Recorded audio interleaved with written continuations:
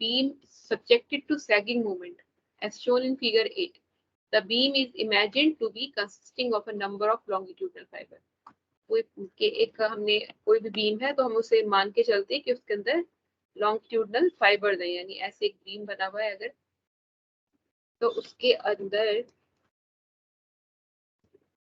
ये बीम है जिसके अंदर नंबर ऑफ फाइबर्स होंगी ऐसे।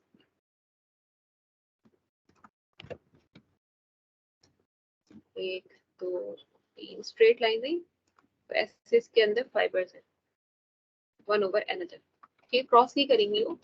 सो एक आउटर जो पास लास्ट में बचेगी वो आउटर फाइबर है, और जो सेंटर में हो न्यूट्रल है।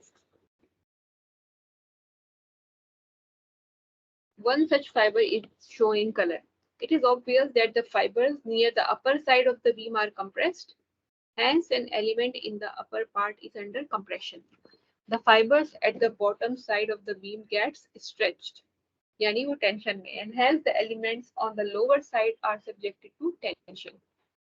Somewhere in between, there will be a plane where fibers are subjected to neither tension nor compression.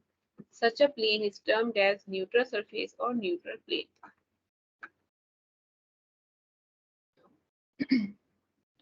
So in the conventional coordinate system attached to the beam, x-axis is the longitudinal axis of the beam, y-axis is the transverse direction, and the longitudinal plane of the symmetry is in the xy plane, and which is called as plane of bending. Now what is neutral surface? The longitudinal surface of a beam under bending which experiences neither tension nor compression is known as neutral surface. There is only one neutral surface in a beam. ठीक है, यहाँ तक बात clear है?